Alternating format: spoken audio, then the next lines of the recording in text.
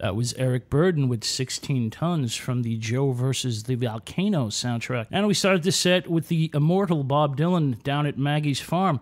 Welcome back to God Rock Radio. I'm Jack the Agnostic. With me is my co-host, the good Rev.Hal Shaw, and our very special guest, investigative journalist and co-chair of the Socialist Party USA, William Wharton, also known as Billy. Thank you so much for coming on to God Rock Radio, Billy. Oh, thank you, and greetings to God Rock Radio fans. All right, let's get started. We're going to begin with life in turn-of-the-century Gotham City, New York. It is a city under construction. The skyscraper race is raging. There are many monuments to finance being built, but precious little housing for the working class and poor. If you are, in fact, a rich or wealthy individual, New York City is the place to be. It has the finest foods, the finest wines, the grandest art and architecture. But if you are a lowly immigrant or middle-class worker, odds are you're living in a horrible, dimly lit, claustrophobic tenement. Now, these tenements are 1- and 2-room apartments that have virtually no ventilation, no heat and hot water. If you're lucky, you have a bathroom on a floor, but most of them have one bathroom for the entire building.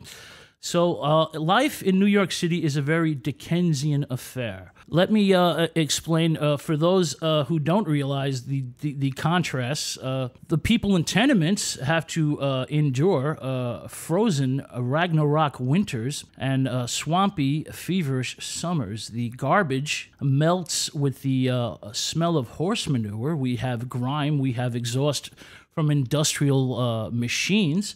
And life is not pleasant. Now, Hal, tell us a little bit about that influx of immigrants that's hitting the city. This is the second wave of immigrants coming into the United States. A lot of them are from what we now would consider former Soviet bloc, the Ukraine, Russia, Germany. Let's not forget Poland, Italy. Italy, of course. Right. There's a lot of immigrants coming in from what were once called Soviet bloc countries.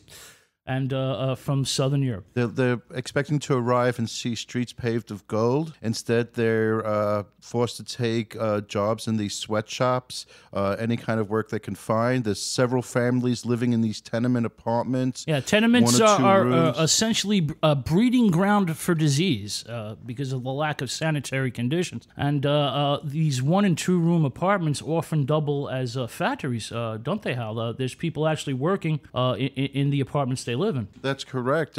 People are working businesses out of these places.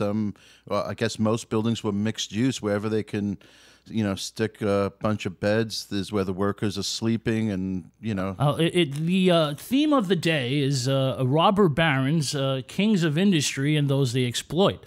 Now, those tenement workers are hungry, eager for change.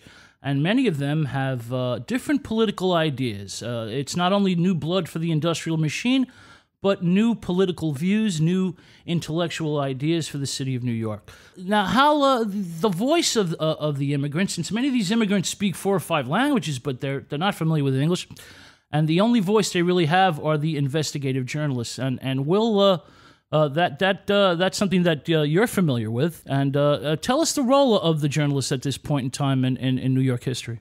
Sure. Well, we have to think of this divided society. On the one hand, there are big newspaper magnates that own the main newspapers in the city.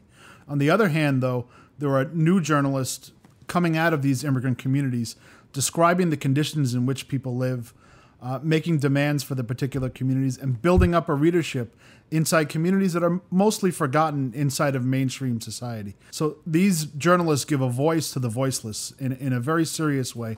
And in some ways similar to today, they try to break through to the mainstream, but many times they're blocked by the big newspaper owners in the city. This is also the time where we get what we know as the muckrakers. Right. These are investigative journalists who often put their own safety and lives on the line to get the truth out. I guess the prime example is that gentleman Reese who did that expose and wrote that book, How the Other Half Lives. It really brought the plight of the slum areas, the ghetto neighborhoods, the immigrant workers to light. And you also had great writers that we know of from literature, like Stephen Crane, known for The Red Badge of Courage, Right, and Jack London. Jack London and Mark Twain and many other Billy, what you would call mainstream writers, had many socialist leanings and often put their careers on the line to bring the truth to light. So as you can see, the situation is not good for the average New Yorker. They're cramped. Manhattan Island is almost like Calcutta. There are millions of people living on a very small, isolated area.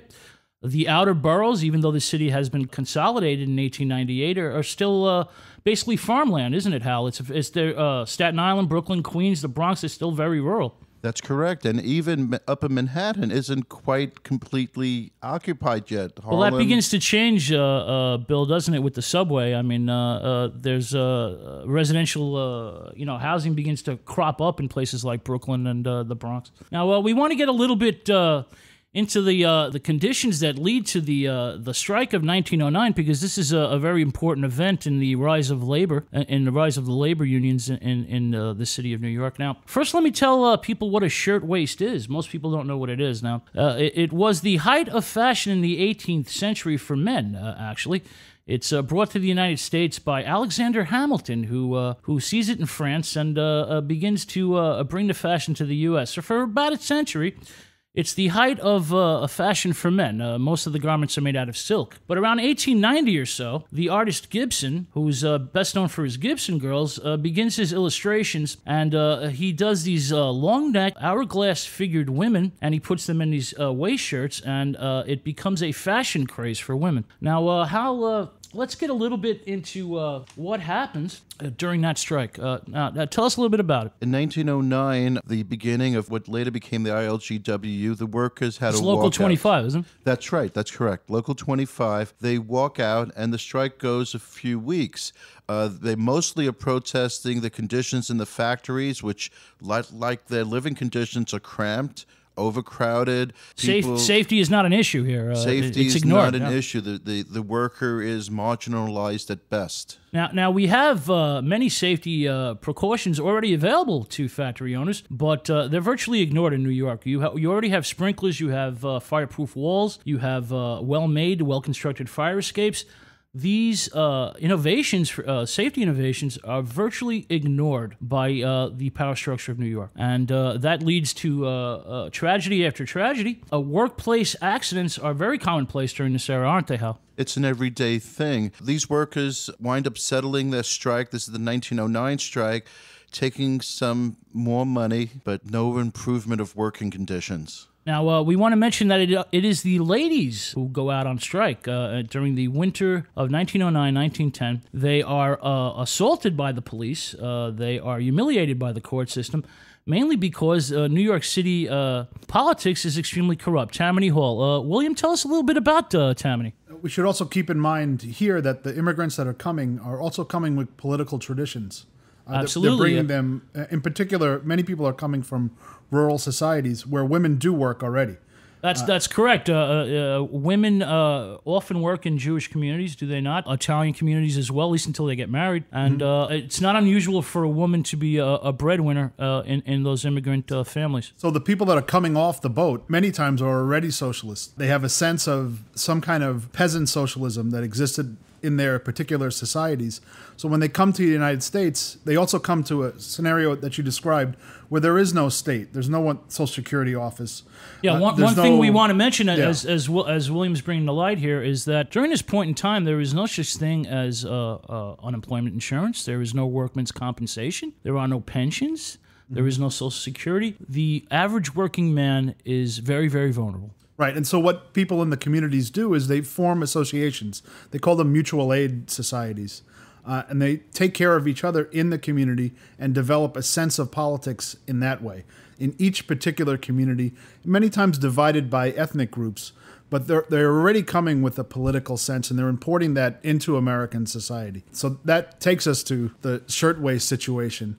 where it's a kind of race between large factory owners who are really dictating terms at this point, and the movement inside the communities that's beginning to develop confidence, and the organization is beginning to increase among the workers. All right, as William mentioned, the city is kind of divided, isn't it, Will? It's ghettoized for. Let's call a spade here.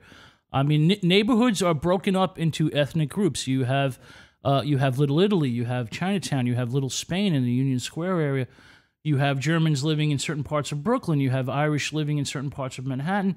People do not mingle the way they do now, do they? No, the Lower East Side has a large Jewish population. Little Italy is right next to it. Where the people do mix is at the workplace itself. Right, and their common suffering, their common lack of respect in the jobs that they are often done. I mean, let's face it, they have little opportunities. They have only certain avenues of employment open to them, and they are very, very vulnerable, as we mentioned. Now, we're going to come back. We're going to begin with the fire itself, what led up to the fire, and the conditions in the workplace during that period. But first, we're going to hear a little bit more music. This is Woody Guthrie with New York Town.